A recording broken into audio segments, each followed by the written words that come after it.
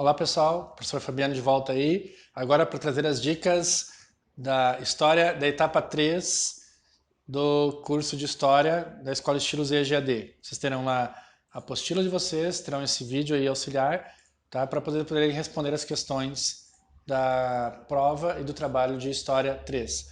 Na História 1 a gente falou da idade da pré-história, idade antiga, idade média. Na História 2 falamos da idade moderna, idade contemporânea. E agora vamos falar especificamente na História 3 da história do Brasil. O Brasil começa a sua história na Idade Moderna, 1500, a Idade Moderna começou em 1453, e o Brasil então é um país moderno. Vamos falar então exclusivamente agora da história do Brasil. O descobrimento do Brasil, ele ocorre consequência de um processo moderno que a burguesia financiou, foram as grandes navegações. Então, a partir das grandes navegações, Portugal vai ser um dos países pioneiros a navegar, tá? Porque ele tinha uma posição geográfica privilegiada, é o país que está na ponta da Europa para chegar ao Oceano Atlântico. Então, essa posição geográfica auxilia muito ele para ser um país pioneiro nas navegações. Tem investimentos da burguesia, porque não estava envolvido em conflitos e gastando dinheiro em outras coisas, em conflitos com outros países. Tinha as melhores escolas de navegação, a escola de Sagres, uma das melhores escolas de navegação da época. Então, tudo isso vai fazer com que ele tenha o pioneirismo, né, para sair nas grandes navegações. Então, Portugal acaba, então, descobrindo o Brasil. Descobrindo, entre aspas, porque o Brasil já existia, né? Já tinham pessoas nativas aqui, mas a descoberta oficial é pelos portugueses em 1500. No Brasil, os primeiros 30 anos, então, eles vêm para cá para buscar ouro, basicamente. Querem encontrar ouro, as especiarias mais importantes. E não encontram ouro de imediato. Então, o que acontece? Eles vão fazer expedições esporádicas aqui, porque é muito caro. Né? Demora semanas para chegar, em torno de, no mínimo, 8 até 12 semanas para chegar da Europa aqui no nosso continente. Então, porque na época eram caravelas, né? Tudo a vela, não tinha ainda barcos a motor dessa estrutura. Então, eles vão chegar aqui em 1500 com 10 naus, 3 caravelas e 1.200 homens, tá? Para colonizar o Brasil. Mas como eles não encontram logo ouro, eles fazem apenas expedições esporádicas. Então, os primeiros 30 anos são de expedições eventuais para cá, certo?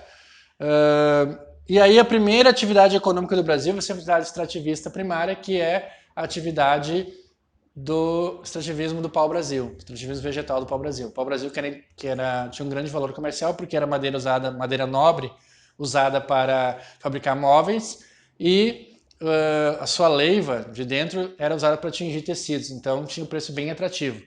Usavam os indígenas através do escambo, faziam eles trabalhar em troca de uma tesoura, uma faca, um espelho, coisas assim supérfluas que para eles eles não tinham visto, que então para eles ele era atrativo, mas sem valor nenhum. Só que isso vai durar pouco tempo, porque os indígenas eles não trabalham o dia inteiro como nós, eles trabalham quando tem fome, vão caçar ou pescar, precisa fazer alguma casa, eles fazem uma casa, mas não fazer um condomínio de ocas para alugar, não vão guardar comida para vender, eles vivem o seu dia ali, eles vivem outras coisas, a cultura deles é de dançar, nadar, andar de cipó, enfim, namorar, eles têm outra filosofia de vida, outra cultura de vida. Então eles começam a não mais interagir nesse trabalho aí de escambo que foi feito na primeira atividade econômica do Brasil, que foi a extrativista do pau-brasil. Tá? E até porque ninguém queria vir para cá, porque não tinha nada aqui no Brasil, né? Nesse momento. Então, a segunda atividade, o problema da atividade extrativista do pau-brasil é que ela vai se acabando, vai ficando escassa. E aí, então, tem que buscar uma nova atividade, já que não tinha encontrado o ouro ainda. Então, por causa do nosso litoral, o clima favorável, eles escolhem a cana-de-açúcar, porque também tinha um preço muito elevado no comércio europeu o açúcar. Então, vem a segunda atividade da economia brasileira, que é a atividade primária, a açucareira, cana-de-açúcar. Tá? E finalmente, então, já estamos falando aí em 1800, quase, eles vão achar ouro no Brasil. É a terceira atividade econômica, também extrativista, também porque a primeira foi extrativista vegetal, agora é extrativista mineral, que é a economia mineradora. Mas lá no início, quando eles vieram para cá, ainda na atividade do pau-brasil, do pau-brasil e na atividade açucareira, eles tinham que se organizar. Como é que vamos organizar isso? A primeira organização política do Brasil são as famosas capitanias hereditárias. Eles dividiram o Brasil em 15 faixas de terras, e aí o Brasil vai então, trouxe 15 donatários, são 15 pessoas que trabalham para o governo português, e disseram assim, ó, vocês vão ganhar terras. Gente, cada uma das capitanias era maior que Portugal. Para vocês verem o que fez as pessoas virem para cá, a elite portuguesa veio para cá, por quê? Porque uma faixa das 15, uma só dessas 15, era maior que todo o país deles. Então tu ia ser dono de uma faixa de terra onde tu seria dono de terra maior que o teu próprio país. Então isso trouxe alguns burgueses, algumas pessoas da elite portuguesa vieram para o Brasil, né, nesse sistema das capitanias hereditárias. Só que esses vieram, né, que iam ganhar terras, mas a maioria, quem não ia ganhar terra, que era bem dividido em Portugal, não queria vir. Então quem é que veio para cá? O rei Dom João VI mandou esvaziar todos os presídios, pegar todos os desempregados, mendigos, prostitutas, e mandou essas pessoas para cá para colonizarem o Brasil, para não perderem as terras para outros países europeus. Então as capitanias hereditárias, evidentemente, não vão dar certo. Duas, mais ou menos, prosperaram, né, mas elas vão fracassar. Esse sistema, então. E aí começou com as capitanias hereditárias a centralização de terra no nosso país. Os grandes latifúndios, as capitanias hereditárias são a primeira forma de má distribuição de terra no Brasil que acontece até hoje. Tem gente com grandes latifúndios e gente que não tem terra para trabalhar. Essa é uma herança das capitanias hereditárias. Bom, como as capitanias hereditárias não deu certo, então vem o governo geral, que se forma então a capital em Salvador, e vai ter um governo central que vai administrar todas as províncias brasileiras. Mais ou menos como é hoje em Brasília, tem um governo central que administra os estados, hoje na época das províncias, mandam recursos, pagam impostos, e esse governo central, que aqui é chamado de governo geral, vai então administrar as províncias, tá? Eles querem então com isso defender o território brasileiro, principalmente o litoral, trazer mais gente para morar nas cidades litorâneas para evitar a invasão, né? Querem manter o controle da metrópole, nossa metrópole era Portugal, controlando o Brasil, tá? E o monopólio sobre as riquezas que eram aqui encontradas. Era esse é o objetivo. Vai perguntar no trabalho de vocês qual é o objetivo do governo geral.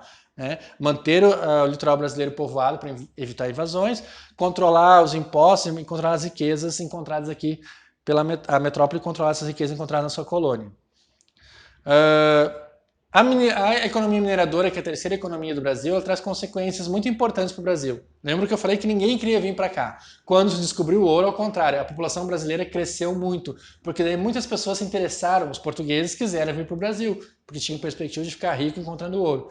Então, aumentou muito a população brasileira com a chegada da economia mineradora.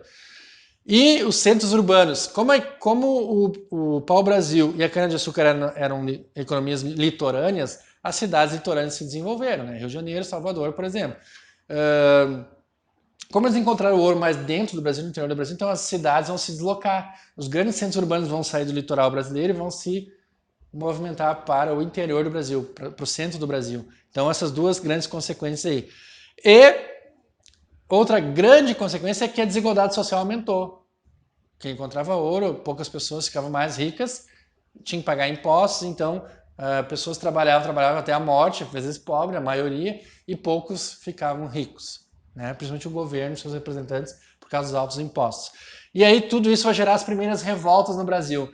As primeiras guerras internas, as primeiras revoltas no Brasil, as emboadas em São Paulo, Vila Rica em Minas Gerais, Conjuração Mineira também vão ser as primeiras revoltas do Brasil colônia por causa do ouro. O ouro aumentou muito a desigualdade social, tinha muito imposto, então o povo vai se revoltar, então vai surgir as primeiras revoltas na história do Brasil. Lembram que eu falava lá na outra etapa, quem acompanhou, ou quem estudou em outro lugar, que a Revolução Francesa, Napoleão invadia os países europeus para derrubar as monarquias. E Dom João VI, quando Napoleão chegou em Portugal, Dom João VI, que era o rei português, fugiu de lá. Não quis ficar, pegou a sua família toda, botou em alguns amigos nas caravelas, nos navios, e veio para o Brasil. Isso em 1808. Tá? E aí vai perguntar, o que ele trouxe? Ele trouxe áreas de metrópoles quando ele veio para cá. Ele fundou o Banco do Brasil, se vocês verem a história do Banco do Brasil de 1808. Ele fundou a Academia Militar, a Biblioteca Real, a Escola de Medicina, a imprensa escrita no Brasil, teatro, criou o Jardim Botânico, o famoso Jardim Botânico do Rio de Janeiro. Ele trouxe para cá algumas coisas de países desenvolvidos, o país rico europeu veio para o Brasil, instalou-se no Rio de Janeiro, então o Rio de Janeiro se tornou uma grande cidade, tanto é que vai trocar a capital vai posteriormente ser no Rio de Janeiro e não mais em Salvador, tá? Porque a família real veio para cá fugida de Napoleão Bonaparte. Coisas boas trouxeram, né? Banco, escola de medicina, imprensa, né? Teatro, mas trouxe problema também. Trouxe alto custo de vida para manter essa família real aqui. Era muito caro, começou a se gastar muito para manter, para construir palácios, bibliotecas, tudo que eles queriam do bom e do melhor, então aumentou-se os impostos. Isso gerou mais revolta no povo brasileiro. A família real vai ficar no Brasil de 1808 até 1821. Em 1821, Dom João VI volta para Portugal, porque Napoleão já tinha saído de lá, a situação estava... Só que ele leva todo o ouro do Banco do Brasil, raspa os cofres do Banco do Brasil e vai para Portugal. E aí, então, a gota d'água para que os brasileiros, né, as elites brasileiras e portuguesas aqui, eles queiram a independência do Brasil, colônia da sua metrópole portuguesa. Então, em janeiro de 1822, o Dom João VI chama o seu filho para voltar para Portugal e ele diz, o famoso dia do fico, vou ficar no Brasil. Então, a partir de janeiro de 22 até setembro, 7 de setembro de 1822, o Brasil se torna independente de Portugal. E Dom Pedro assume, então, a monarquia brasileira. Mas ele continua e não tem como mudar muita coisa, até porque o pai dele levou todo o dinheiro do Banco do Brasil, ele tem que fazer acordos comerciais desvantajosos para não ser invadidos por outras potências europeias, vende produtos brasileiros muito baratos para conseguir uma certa estabilidade no Brasil que estava quebrado, né? Então as coisas não mudam muito, o Brasil continua sendo independente, mas o rei é um português. E os portugueses continuam sendo beneficiados e a elite brasileira e os trabalhadores brasileiros cansados de pagar muitos impostos, nada muda com a independência, certo? Então, o descontentamento continua. Então, Dom Pedro I vai governar de 1822 só até 1831.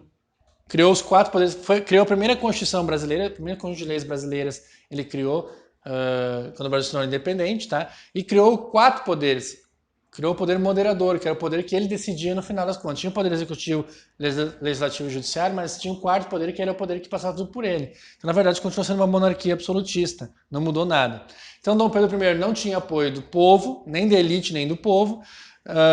O mundo inteiro já estava querendo o fim da monarquia desde a Revolução Francesa, em 1789. O Banco do Brasil estava falido, o Brasil estava fazendo acordos comerciais vantajosos.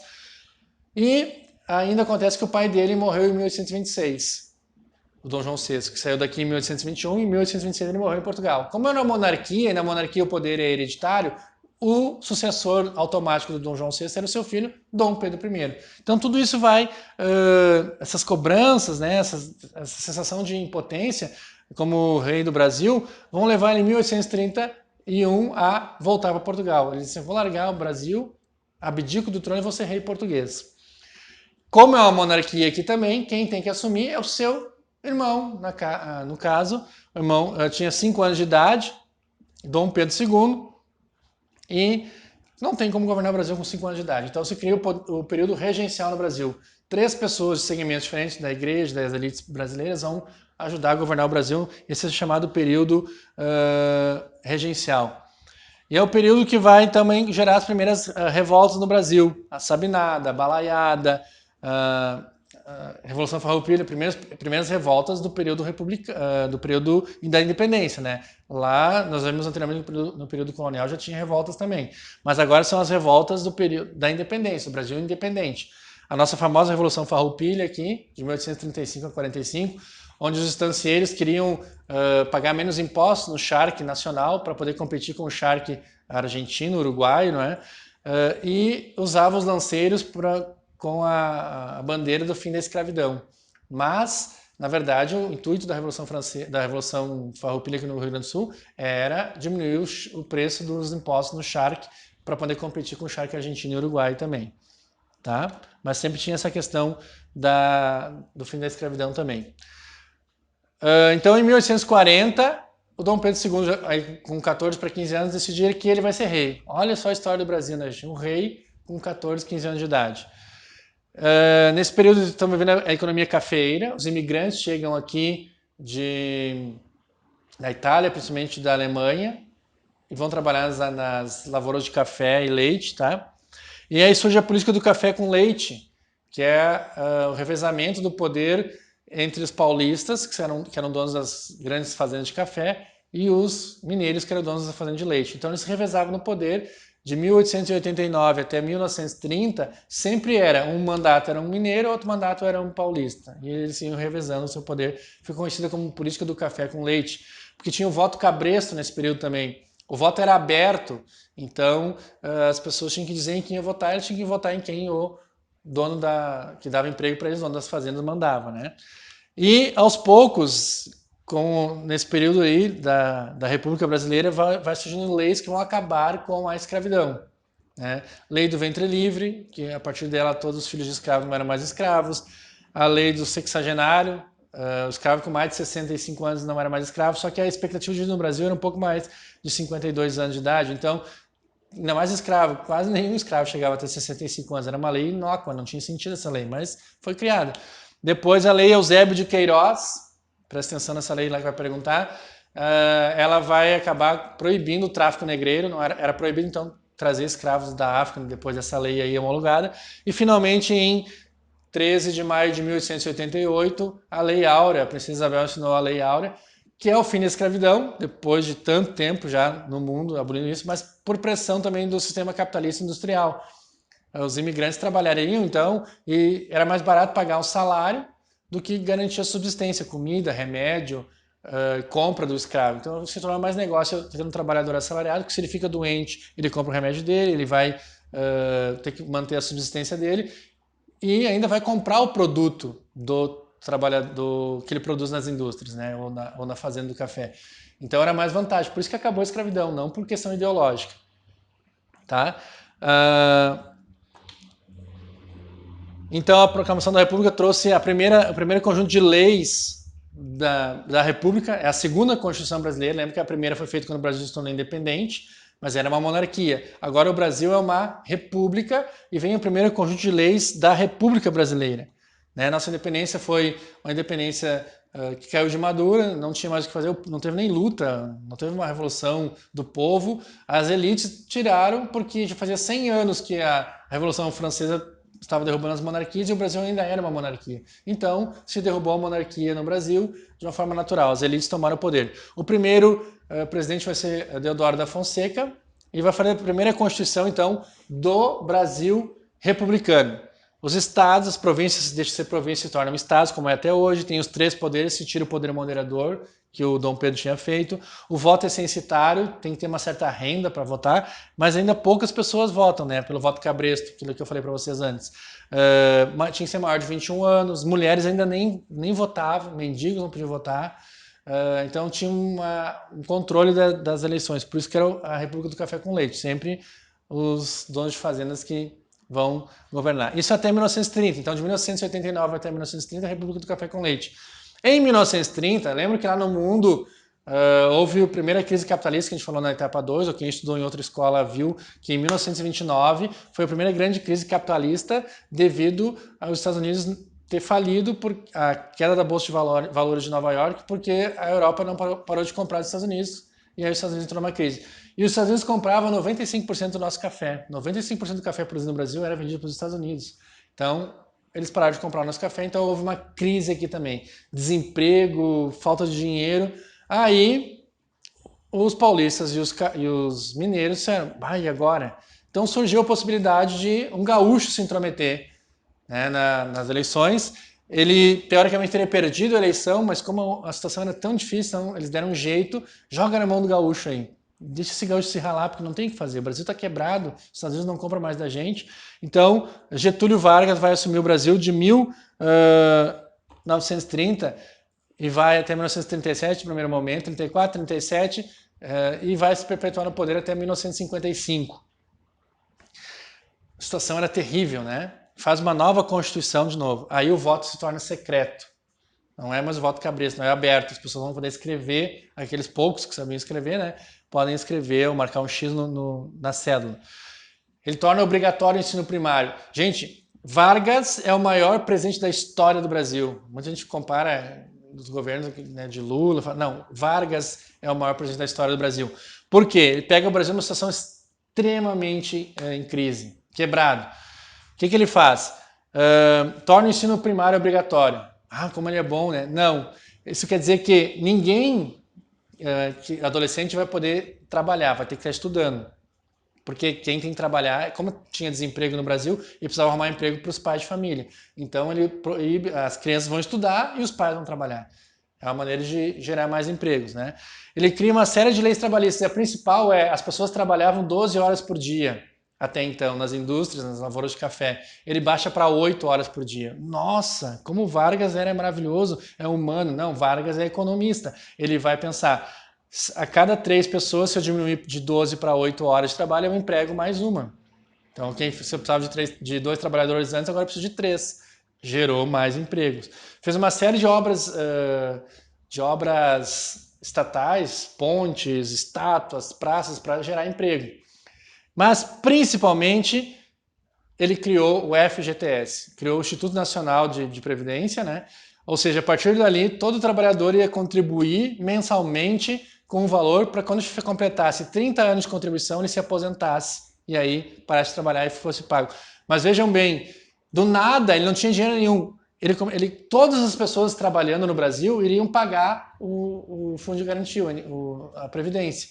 Só que só ia se aposentar daqui a 30 anos. Então ele resolveu o problema dele de dinheiro no caixa. Todo mundo começou a contribuir, não ia ninguém se aposentar antes de 30 anos e o Brasil então começou a se recuperar financeiramente.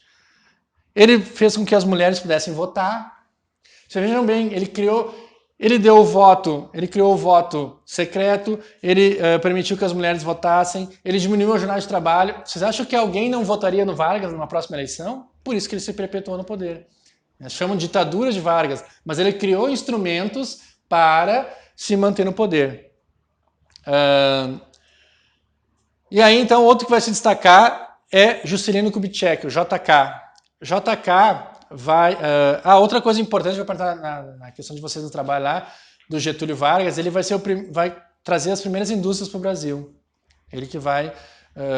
a Petrobras é uma criação de Getúlio Vargas também, e as primeiras indústrias nacionais brasileiras são criadas no governo de Getúlio Vargas. Quem vai continuar ampliando esse processo de industrialização no Brasil vai ser o Juscelino Kubitschek, o JK. Até tem uns apartamentos com a sigla dele, JK, porque ele que construiu uma série de habitações também populares. JK porque era muito pequeno, né? Era sala, cozinha e um quarto, e um banheirinho.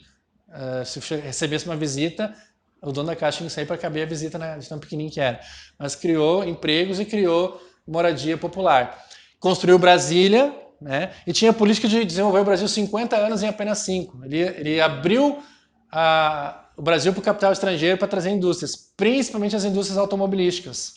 Ford, GM, depois Fiat, Volkswagen, elas vão vir para cá com a promessa de que Getúlio Vargas ia fechar as ferrovias, por exemplo. Por isso que hoje, em várias cidades do interior aí, a gente vê as ferrovias como museus. Os trilhos de trem são só lembrança da história, porque JK fez um acordo com as multinacionais de automóveis, de pneus de automóveis, para que fechasse as ferrovias e aí todo mundo tivesse que usar caminhões, tivesse que fazer transporte rodoviário. Então, por isso que hoje o Brasil, apesar de ter um imenso litoral que liga quase todo o Brasil, ele pouco usa o seu transporte fluvial e o transporte ferroviário foi deixado de lado porque era uma promessa de JK para trazer mais empregos para cá e trazer as indústrias internacionais, principalmente as automobilísticas. Tá?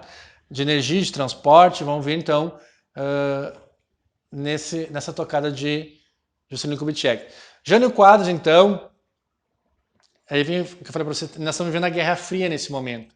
Cuba já era bem perto. Cuba é uma ilha menor que o Rio Grande do Sul, ali na América Central, mas ela está muito próxima dos Estados Unidos. Então ali era uma ameaça muito grande. E aí alguns presidentes brasileiros começaram a ter ideias socialistas. E aí os Estados Unidos se arrepiou. Meu Deus, se o Brasil, que é enorme esse país, também se tornar comunista na América, a gente vai começar a correr sérios riscos, né? Então, o Jânio Quadros, depois o João Goulart, que é o seu vice que vai vai estar na China comunista quando é apresentar no Brasil para assumir, seu vice vai sair, então, seu presidente sai, quem assumiu o vice, ele está na China comunista. Olha só a situação. Quando ele volta, ele assume e começa a fazer reforma agrária. O que é reforma agrária? Redistribuição de terras.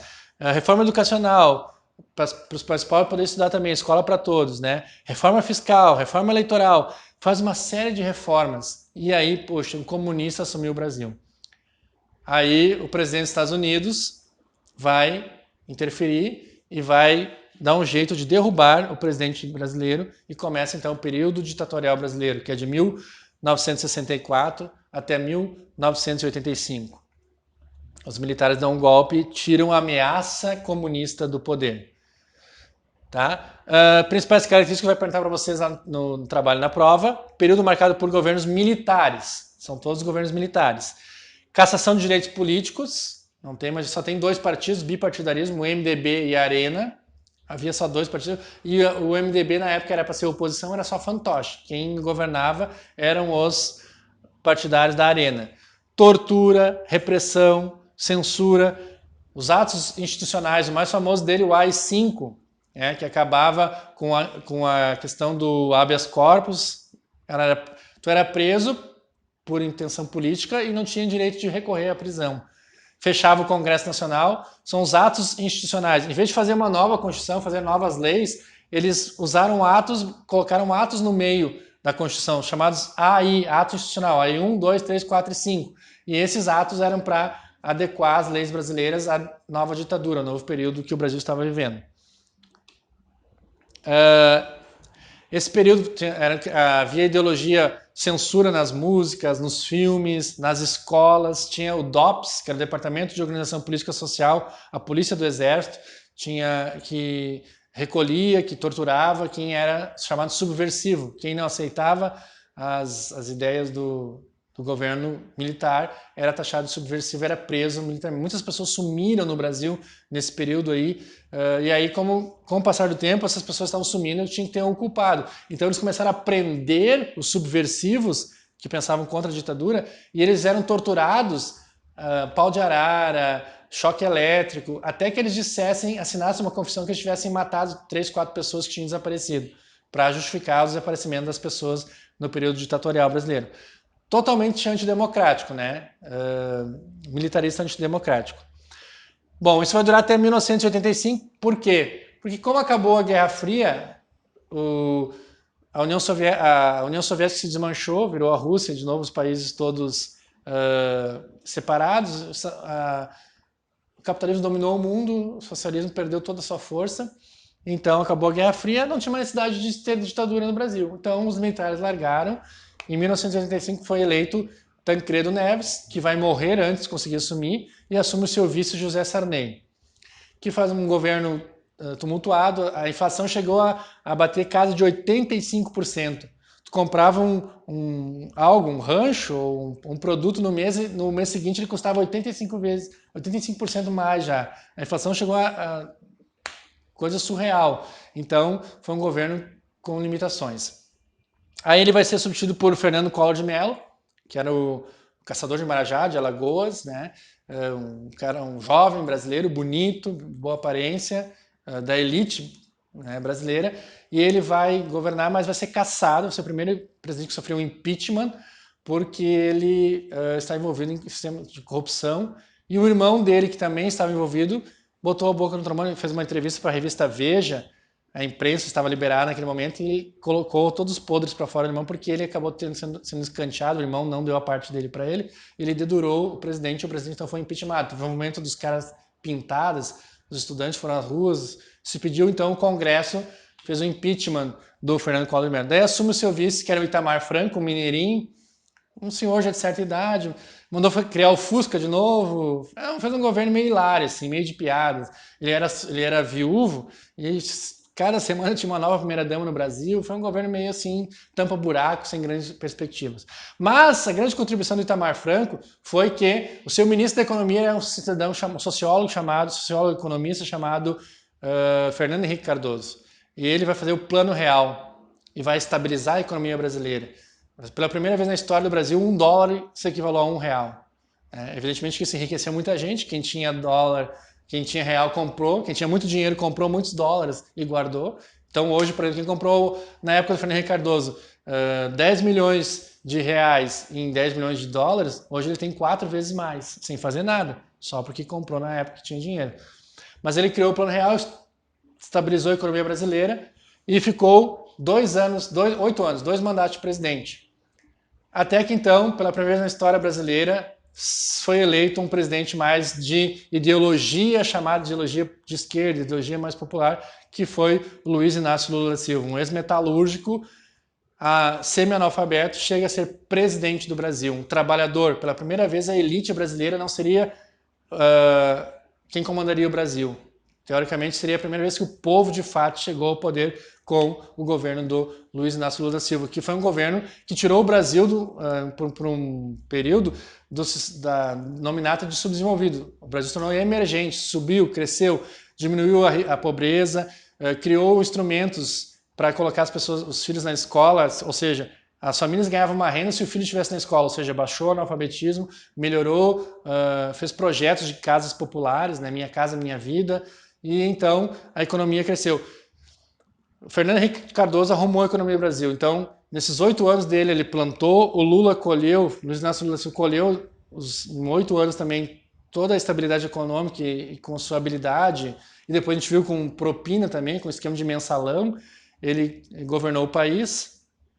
Até que então veio a sua substituta, do mesmo Partido dos Trabalhadores, a primeira brasileira, a primeira mulher brasileira presidente do Brasil, a nossa Dilma Rousseff, que também foi reeleita, só que no seu segundo mandato ela não termina nem o primeiro ano e é retirada do poder, acusada de ter feito má administração, improbidade administrativa, e aí então é derrubada e assume o seu vice Michel Temer, que também está envolvido no sistema de corrupção. Todo o sistema de corrupção que o Luiz Inácio Lula da Silva criou para governar o país estourou na sua sucessora, que é a Dilma Rousseff, que não conseguiu ter habilidade para manter, e onde seu vice também estava envolvido.